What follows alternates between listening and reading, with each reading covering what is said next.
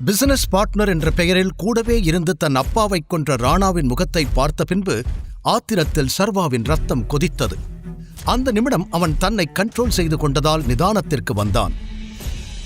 ஆமா, நீங்க எவ்வளோ பெரிய ஆளு, உங்களால ஏன் என்னை கண்டுபிடிக்கவே முடியல? நீங்க கொஞ்சம் முயற்சி பண்ணி இருந்தா எப்பவோ என்னை கண்டுபிடிச்சிருக்கலாமே என்று சர்வா விக்ரமனிடம் சூசகமாக கேட்டான். ஒருவேளை விக்ரமனும் ஏதாவது சதி செய்கிறாரா என்ற டவுட் அவனுக்கு வந்தது. அவனுக்கு யார் மீதும் இப்போது நம்பிக்கை வரவில்லை. என்ன டைகர் இப்படியெல்லாம் கேட்கிற? உன்னை நாங்க தேடாத நாளே இல்ல. உன்னோட சின்ன வயசு போட்டோ மட்டும்தான் என்கிட்ட இருந்துச்சு. அதை வச்சு உன்னை கண்டுபிடிக்க எவ்வளவோ ட்ரை பண்ணோம், ஆனா முடியல. பரவாயில்ல, இப்ப நீ வரவேண்டிய இடத்துக்கு சரியா வந்துட்ட. நீ உயிரோட இருக்கேன்னு தெரிஞ்சா சூர்யாவும் மத்த டீம் மெம்பர்ஸும் ரொம்ப சந்தோஷப்படுவாங்க என்று விக்ரமன் ஆசையோடு கூற, சூர்யாவின் பெயரை கேட்டதும் சர்வாவின் முகம் இறுகி போனது. ராணா ஒரு துரோகி, அவன் மக சூர்யாவும் அப்படிதான் இருப்பான் என்ற எண்ணத்தில் இருந்தான் சர்வா.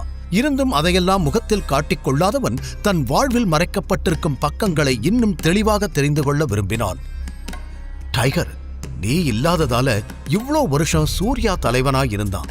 அதான் நீ வந்துட்டியே, இனி எல்லாத்தையும் மாத்திடலாம், நான் பாத்துக்கிறேன் என்று சொல்லிக்கொண்டு தன் டேபிளுக்கு சென்ற விக்ரமன் ஒரு டிராவை திறந்து தனது செக் புக்கை எடுத்து அதில் ஏதோ எழுத ஆரம்பித்தார். ராணா என் அப்பாவை கொன்னாங்கிறது இவங்க யாருக்குமே தெரியாது போல. அதனாலதான் அவர் பையன் சூர்யாவை தலைவனாய் இருக்க விட்டுருக்காங்க. இதை இன்னும் டீடைலா தெரிஞ்சுக்கணுமே என்று யோசனை செய்தான் சர்வா. அப்போது அவன் முன்னால் அந்த செக்கை நீட்டினார் விக்ரமன். அதில் 50 கோடி என்று எழுதப்பட்டிருந்தது. சர்வா அதிர்ச்சியோடு அவரை பார்க்க, இதை இப்போதைக்கு வச்சுக்கோ டைகர், நீ மறுபடியும் தலைவனா மாறுற வரைக்கும் இது உன்னோட செலவுக்கு யூஸ்ஃபுல்லா இருக்கும் என்று சொல்லி அதை அவன் கைகளில் தர, சர்வா பதிலேதும் கூறாமல் அதை வாங்கி தனது பாக்கெட்டில் வைத்துக் கொண்டான். நிமிடங்களில் தலைகீழாய் மாறிப்போன தனது வாழ்க்கையை அவனாலேயே நம்ப முடியவில்லை.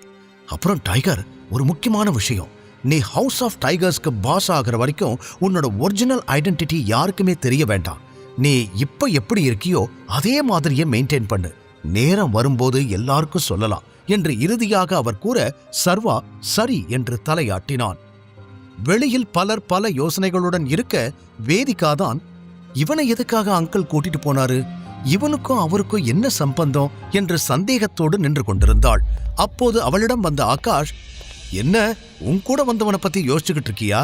அவனை விக்ரமன் சார் உள்ள கூட்டிட்டு போய் நல்லா அடி வெளுத்துட்டு இருப்பாருன்னு நினைக்கிறேன் என்று கூறி முடிக்க, உடனே தீரஜும் தன் பங்கிற்கு, சரியா சொன்ன ஆகாஷ், அதுக்குதான் தகுதி தராதரம் தெரிஞ்சு பழகணும்னு சொல்றது. இப்ப பாரு, பாவம் அவன் அல்பாயுசுல சாக போறான் என்று நக்கலாக கூறினான். ஏற்கனவே குழப்பத்தில் இருந்த வேதிகாவிற்கு அவர்கள் பேச பேச பயம் இன்னும் அதிகமானது. உண்மையில் சர்வாவை நினைத்து கவலைப்படுவதா இல்லை கண்டுகொள்ளாமல் இருப்பதா என்று அவளுக்கே புரியவில்லை. கண்டிப்பா அவனோட டெட் பாடி தான் வெளியே வரும், எனக்கு சந்தேகமே இல்லை என்று ஆகாஷ் இறுதியாக சொல்லி முடிக்க, 2 பேரும் வாய மூடுறீங்களா? நீங்க சொல்ற மாதிரியெல்லாம் எதுவும் நடக்காது, உங்க வேலை என்னவோ அதை மட்டும் பாருங்க என்று பற்களை கடித்துக் கொண்டு கூறினாள். இவர்கள் இவ்வாறு பேசிக்கொண்டிருக்கும் போது சர்வா மற்றும் விக்ரமன் இருவரும் கெத்தாக வெளியே வந்தனர். போனபடியே சர்வா திரும்பி வந்திருக்க, வாட் இஸ் திஸ்? உள்ள கூட்டிட்டு போனவரு எப்படியே இவன் கைய காலையாவது உடைச்சிருப்பாருன்னு நினைச்சா அப்படியே கூட்டிட்டு வராரு என்று ஆகாஷ் சந்தேகமாக கேட்டுக்கொண்டிருக்க, தீரஜ் பார்வை முழுவதும் விக்ரமன் மீது இருந்தது. அவர் முகத்தில் 1000 வாட்ஸ் பல்பு எரிவது போல அத்தனை பொலிவு. ஏதோ தப்பாயிருக்கே என்று தீரஜ் யோசனை செய்த நேரம், அட்டென்ஷன் எவ்ரிவான் என்று கூட்டத்தின் கவனத்தை தன் பக்கம் திருப்பினார் விக்ரமன். மீட் சர்வா, ஐ மீன் சர்வேஸ்வரன், என் ஃப்ரெண்டோட என உற்சாகமாய் ஆரம்பித்தவர் தடுமாறிவிட்டு, என்னோட எக்ஸ் டிரைவரோட ஒரே பையன், ரொம்ப ரொம்ப டேலண்டட் என அங்கிருந்த அனைவருக்கும் இன்ட்ரடியூஸ் செய்து வைத்தார். வேதிகா ஆச்சரியமாக பார்த்தாள். அடுத்து அவர் என்ன பேசப் போகிறார் என்பதிலேயே அங்கிருந்த அனைவரது கவனமும் இருந்தது. ஆனால் அதற்கு மேல் எந்த டீடைல்ஸும் சொல்லாதவர், எல்லாரும் பார்ட்டியை என்ஜாய் பண்ணுங்க என்று பார்ட்டியை கவனிக்க ஆரம்பித்தார். ஒரு டிரைவர் பையனுக்கு எதுக்கு இவ்ளோ இம்பார்ட்டன்ஸ்? என்னவோ பெரிய ஆளை இன்ட்ரடியூஸ் பண்ற மாதிரி சொல்லிட்டு போறாரு என்று ஆகாஷ் கேட்க, தீரஜுக்கும் கூட அதே சந்தேகம் இருந்தது. ஆனால் சர்வா இவர்கள் இருவரையும் கண்டுகொள்ளவே இல்லை. அவன் மனம் முழுவதும் அவன் அப்பாவை பற்றியும் ராணா செய்த துரோகத்தை பற்றியும் மட்டுமே சிந்தித்துக் கொண்டிருந்தது. உன்னை உள்ள கூட்டிட்டு போய் விக்ரமன் சார் என்ன பேசினாரு என்று கேட்டபடி அருகில் வந்தான் ஆகாஷ். அவனை நிமிர்ந்து பார்த்த சர்வா, உன்ன மாதிரி லூசு பையன் எவனாவது வந்து கேள்வி கேட்டா பதில் சொல்லாதேன்னு சொல்றதுக்காக தான் கூட்டிட்டு போனாரு என்று பட்டென கூறினான். அதில் கடுப்பாகிய ஆகாஷ், இந்த திமிருக்கு ஒன்னும் குறைச்சல் இல்ல, கண்டிப்பா ஒரு நாள் நீ அனுபவிப்படா என்று கூறிவிட்டு அங்கிருந்து நகர சர்வா அதையெல்லாம் மதிக்கவே இல்லை. அவனது எண்ணங்கள் வேறு எங்கோ இருக்க அதற்கு பிறகு அவனும் வேதிகாவும் பெரிதாக பேசிக் கொள்ளவில்லை. பார்ட்டி முடிந்து சர்வா வேதிகாவின் காரில் ஏறி, ஓகே ஃபர்ஸ்ட் ஏன் வீட்டுக்கு போங்க என்றான். உடனே வேதிகா, ஏய் தாத்தா உன்னை பார்ட்டிக்கு கூட்டிட்டு மட்டும்தான் வர சொன்னாரு, திரும்பிலாம் டிராப் பண்ண முடியாது. நீயே இப்படி இருக்கேனா உன் வீடு எந்த லட்சணத்துல இருக்குமோ அதெல்லாம் என்னால பார்க்க முடியாது. நீ ஏதாவது கால் டாக்ஸி இல்ல ஆட்டோ பிடிச்சு போ என்று முகத்தை சுளித்தபடி கூறினாள். அது சர்வாவிற்கு சுருக்கென இருக்க அவளிடம் பேசுவதற்காக திரும்பி அவளை பார்த்து அமர்ந்தவன், ஹலோ வைஃபி என்று அவன் அசால்ட்டாக கூப்பிட அவள் அதிர்ச்சியாகி அவனை பார்த்தாள். இந்த பார்ட்டியில என்ன ஃபியான்சேன்னு தானே எல்லார்கிட்டையும் சொன்ன? அப்ப நாமும் ஃபியூச்சர் ஹஸ்பண்ட் தானே. நாளைக்கே நமக்கு கல்யாணம் ஆகலாம், கொஞ்ச நாள்ல புள்ளைய கூட பெத்துக்கலாம். அப்போ புருஷ வீட்டுல தானே பொண்டாட்டி வந்து இருக்கணும், அத நீ பார்க்க வேணாமா என்று கெத்தாக அவன் கேட்க, புல்ஷிட், யார் யாருக்கு ஹஸ்பண்ட்? ஏதோ ஃப்ராடுத்தனம் பண்ணி என் கூட ஒரு நைட் இருந்துட்டேனா நான் உனக்கு சொந்தம் ஆகிடுவேனா? என் தாத்தா தான் புரியாம ஏதோ பண்ணிக்கிட்டு இருக்காருனா அதையே நீ அட்வான்டேஜா எடுத்துட்டு உன் வேலையெல்லாம் என்கிட்ட காட்டாத. Stay within your limits. இப்பதான் உன் ட்ரூ கலர்ஸ் கொஞ்சம் கொஞ்சமா வெளியே தெரியுது என்று பொரிந்து தள்ளியவள் மூச்சு வாங்கினாள். சர்வா அமைதியாக அவளையே பார்த்து கொண்டிருந்தான். ஒரே நைட்ல என் வாழ்க்கையவே கெடுத்துட்டு இப்ப லாஜிக் பேசுறியா? முதல்ல நேத்து நைட் எப்படி என் ரூம்குள்ள வந்த அத சொல்லு என்று அவள் கோபத்தில் கேட்க, அதே கேள்விய நான் உன்கிட்ட கேட்கிறேன், நீதான் என்ன உன் ரூமுக்கு கூட்டிட்டு வந்தியா என்றான் சர்வா அவளை நேருக்கு நேர் பார்த்து. அதை சற்றும் எதிர்பாராத வேதிகா ஒரு நொடி திணறிப் போனாள். பின் சமாளித்துக் கொண்டவள், பண்றதெல்லாம் பண்ணிட்டு என்னையவே கேள்வி கேட்கிறியா? உன்கிட்ட பேசுறதுக்கெல்லாம் எனக்கு டைம் இல்ல. நீ உன் வீட்டுக்கு போ, நான் ஏன் வீட்டுக்கு போறேன். ஒருவேளை ஃபியூச்சர்ல நம்ம ஒன்னா தங்க வேண்டிய நிலைமை வந்தா அப்பவும் நீ தான் ஏன் வீட்டுக்கு வருவ. அங்க என் வீட்டு சர்வன்ஸ் தங்குற இடத்துல இப்பவே உனக்கும் ஒரு பிளேஸ் ரெடி பண்ணி வைக்க சொல்றேன் என்று திமிராகச் சொன்னாள். அந்த வார்த்தை சர்வாவை ஆழமாக தாக்கியது. ஆனால் அவன் உள்மனது சொன்னது நிச்சயமாக வேதிகாவின் இயல்பான குணம் இது இல்லை என்று. ஆகாஷும் தீரஜும் அவமானப்படுத்தும் போது இவள்தானே அதை தடுத்து காப்பாற்றினாள் என்று மனதுக்குள் அலசி பார்த்தவன் தன்னை சமாதானப்படுத்திக் கொண்டான். பின் சிறிது நேரத்தில் அவள் இறக்கிவிட்டு சென்றுவிட வெறுமையான தன் ஹவுசிங் போர்டு அறையை பார்த்தவன் மனதிற்குள் சொல்ல முடியா பல எண்ணங்கள் ஓடியது. அடுத்த நாளும் வழக்கம் போல கனவு கண்டு தூக்கத்தில் அடித்து பிடித்து எழுந்தான் சர்வா. வழக்கமாக தன்னை சமாதானப்படுத்திக் கொள்வதில் அவனுக்கு பல சிரமங்கள் இருக்கும். ஆனால் நேற்று விக்ரமனை சந்தித்த பிறகு பாரங்கள் பாதியாக குறைந்திருக்க, அப்பா நீங்க உருவாக்குன சாம்ராஜ்யம் அப்படியே இருக்கு, அதை என் கைக்கு கொண்டு வரணும். நீங்க ஆசைப்பட்டபடி டைகரா நான் மாறுவேன்பா, இனி அதுதான் என் கோல் என்று தனக்குத்தானே சொல்லிக் கொண்டவன் எழுந்து கிளம்ப ஆரம்பித்தான். அப்போது அவனுக்கு ஒரு அழைப்பு வந்தது. நான் அதிகமான், வேதிகாவோட தாத்தா பேசுறேன். நீ இன்னும் 1 hourல ரெஜிஸ்டர் ஆபீஸ்ல இருக்கணும், புரியுதா? நீ வரல, உன்னை எப்படி வர வைக்கணும்னு எனக்கு தெரியும் என்று கோபமாக சொல்லி அழைப்பை துண்டித்தார். வான்னு சொன்னாலே நான் வரப்போறேன், எதுக்கு இவர் இவ்வளோ எனர்ஜியை வேஸ்ட் பண்றாருன்னு தெரியலையே என்று நினைத்துக் கொண்டவன் கிளம்பினான். ஏற்கனவே இனி வேதிகாவும் அவளது குடும்பத்தினரும் என்ன சொன்னாலும் அதை அப்படியே கேட்க வேண்டும் என முடிவெடுத்து விட்டதால் இதெல்லாம் ஒரு விஷயமாகவே அவனுக்கு தெரியவில்லை. ரெஜிஸ்டர் ஆபீஸில் அதியமான், வேதிகா, தீரஜ் மூவர் மட்டுமே இருக்க சர்வா அங்கு சென்றான். ஃபார்மாலிட்டிஸ் எல்லாம் முடிச்சாச்சு, கையெழுத்து மட்டும் போடு என்று தீரஜ் கூற பதில் எதுவும் பேசாமல் அவர்கள் காட்டிய இடத்தில் கையெழுத்து போட்டான். வேதிகா அவனை எரிச்சலோடு பார்த்தாள். பின் அவளும் கையெழுத்து போட, என்ன கல்யாணம்னு சொன்னாங்க, இவ்வளோ சிம்பிளா பண்ணிட்டாங்க, பொண்ணோட அப்பா அம்மா கூட வரலையே, இவ என்ன டெஸ்ட் டியூப் பேபியா என்று சம்பந்தமில்லாமல் அவன் சிந்தித்துக் கொண்டிருந்தான். இது மட்டும் அவளுக்கு தெரிந்திருந்தால் அங்கேயே அவனை துரத்தி துரத்தி அடித்திருப்பாள்.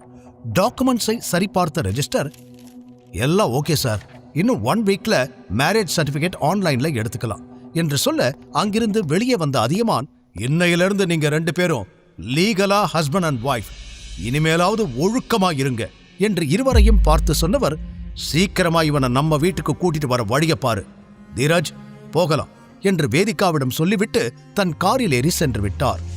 அவனை திரும்பி ஒரு லுக் விட்ட வேதிகாவும் எதுவும் சொல்லாமல் அங்கிருந்து கிளம்பிவிட, என்னடா நடக்குதுங்க? மஞ்சள் தண்ணி ஊத்தி ஆட்டை வெட்டுற மாதிரி வர சொன்னாங்க, கையெழுத்து போட சொன்னாங்க, கல்யாணம் முடிஞ்சிடுச்சுன்னு எல்லாரும் கிளம்பி போயிட்டாங்க. டெலிவரி பாயா இருந்த எனக்கு இப்படி ஒரு இன்ஸ்டன்ட் மேரேஜ் நடக்கும்னு கனவுல கூட நினைச்சு பார்த்தது இல்லையே. என்னவோ போடா, இன்னும் என் வாழ்க்கையில நான் என்னென்னலாம் பார்க்கணுமோ என்று தனக்குள் புலம்பியவன் அங்கிருந்து கிளம்பினான். பின் அடுத்த அரை மணி நேரத்தில் தான் டெலிவரி பாயாக வேலை செய்யும் ஆபீஸுக்கு வந்து சேர்ந்தான். அவன் காரிடாரில் நடந்து கொண்டிருந்த நேரம், ஹலோ பிஸி டெலிவரி பாய் என்று பின்னாலிருந்து ஹரீஷ் கத்தும் சத்தம் கேட்டது. ஹரீஷும் அவனோடுதான் வேலை செய்கிறான். ஆனால் அவனுக்கு வேலை செய்வதை விட சர்வாவை மட்டம் தட்டி பேசுவதுதான் ரொம்ப பிடிக்கும். எனவே என்ன விஷயம்னு சொல்லு என்று பேச்சை கத்தரித்தான் சர்வா. பாஸ் உன்னை கூப்பிடுறாரு, நேத்து இன்ஃபார்ம் பண்ணாம வேலைக்கு லீவ் போட்டுட்ட, அப்புறம் இன்னைக்கும் லேட்டு என்று சொல்ல தன் பாஸின் கேபினுக்கு சென்ற சர்வா, குட் மார்னிங் சார் என்று சொல்ல அவனுக்கு எதிரே பெரிய தொப்பையோடும் சொட்டை தலையோடும் அமர்ந்திருந்த அவன் பாஸ் சர்வாவை ஏளனமாக பார்த்தார். இந்த ஒண்ணுதான் குறைச்சல், நேத்து எதுக்கு லீவ் போட்ட என்று கத்த, சார் மாசத்துக்கு ஒரு தடவை கேஷுவல் லீவ் எடுக்கலாம் இல்ல என்றான் சர்வா நியாயமாகவே. வாய மூடு, இது என்ன உன் அப்பனோட கம்பெனியா என்றவர் எகிற, சர்வா அவரை தீயாய் பார்த்தான். என்ன முறைக்கிற? இப்பவே இடத்த காலி பண்ணு, இனிமே உனக்கு இங்க வேலை கிடையாது என்று சொல்ல, எப்படியும் தனக்கு இந்த நிலைமை வரும் என்றவன் ஏற்கனவே யூகித்து வைத்திருந்தான். ஆகாஷுக்கு அவனுடைய பாஸை நன்றாகவே தெரியும். அதனால்தான் தன் வேலை போகிறது என்று புரிந்து கொண்டவன், சரி நான் போறேன், ஆனா அதுக்கு முன்னாடி இந்த மாசம் நான் பார்த்த வேலைக்கான சம்பளத்தை கொடுங்க என்று கேட்க அவன் பாஸ் மேலும் கோபமாகி, அப்படியா, அப்ப கொஞ்ச நேரம் பொறு, உன் சம்பளத்தை இப்பவே கொடுத்துடுற என்று அழுத்தி கூறியவர் அங்கிருந்த பெல்லை தட்ட, அடுத்த நிமிடம் உள்ளுக்குள் தடிதடியாக 4 பவுன்சர்கள் வந்தார்கள். இவனை கழுத்த பிடிச்சு வெளியே தள்ளுங்க என்று கத்தினார்.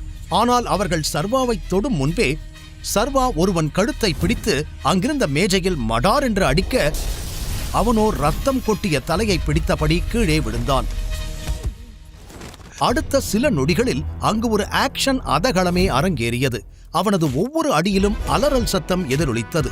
இன்னொருவனின் கையை பின்னால் திருகிய சர்வா மற்றொருவனை மிதித்து பறக்கவிட 5 நிமிடத்தில் அந்த 4 பவுன்சர்களும் மண்ணை கவ்வி விட்டார்கள்.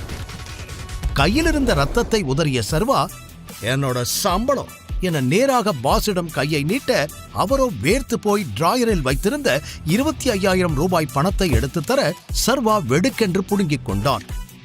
இத முன்னமே பண்ணிருக்கலாம் இல்ல என்று சொல்லிவிட்டு சர்வா வெளியே செல்லும் முன் மீண்டும் பாஸை பார்த்து, இன்னொரு தடவை என் அப்பாவை பத்தி பேசுன, உன்னை உயிரோட குழி தோண்டி புதைச்சிடுவேன் என்று மிரட்ட, இதுவரை சர்வாவின் கோபத்தை பார்த்திராத பாஸ் மிரண்டு போனார். பின் சர்வா வெளியே வர திடீரென்று அவனுக்கு ஒரு அன்னோன் நம்பரிலிருந்து கால் வந்தது. ஹலோ, யாரு என்றவன் விசாரிக்க, அந்த பக்கம் விக்ரமன் தான் பேசினார்.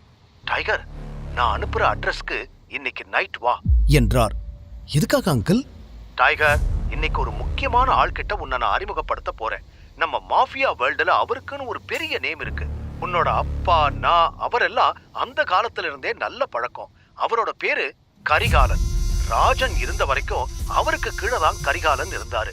இப்போ எங்க டைகர் நீ திரும்பி வந்துட்டேன்னு அவருக்கு தான் முதல்ல தெரியணும். அதனால நீ டின்னருக்கு ஹோட்டல் விஸ்தாராவுக்கு வந்துரு, நான் உனக்கு அட்ரஸ் அனுப்புறேன் என்று சொல்ல, சர்வாவோ கரிகாலனின் பெயரை கேட்டவுடன் தனி யோசனையில் நின்று விட்டான். அந்த பெயரை பற்றி யோசிக்கும் பொழுதே சிட்டியில் நடந்த பல மர்மமான கொலைகள் தான் அவனுக்கு முதலில் ஞாபகம் வந்தது. சென்னையில் கரிகாலன் என்ற பெயரை கேட்டாலே பயத்தில் ஒரு மரியாதை வந்து தானாக ஒட்டிக்கொள்ளும். அந்த அளவிற்கு அவருக்கென்று ஒரு இமேஜ் அனைவர் மனதிலும் இருக்கிறது. எனவே அப்படிப்பட்ட பெரிய மனிதரை தான் சந்திக்கப் போகிறோம் என்று யோசித்த பொழுதே சர்வாவுக்கு பின்னந்தலை சிலிர்த்தது. இன்னொரு பக்கம் அதே கரிகாலனுக்குத்தான் வருங்காலத்தில் தான் லீடராக போகிறோம் என்ற எண்ணமே அவன் இரத்த ஓட்டத்தை அதிகமாக்கியது. விக்ரமன் உண்மையிலேயே சர்வாவை ஹவுஸ் ஆஃப் டைகர்ஸுக்கு தலைவனாக்க விரும்புகிறாரா, இல்லை இது சர்வாவை சுற்றி விரிக்கப்படும் சூழ்ச்சி வலையா? தொடர்ந்து கேளுங்கள். Tiger returns, only on pocket FM. Link டிஸ்கிரிப்ஷனில் கொடுக்கப்பட்டுள்ளது.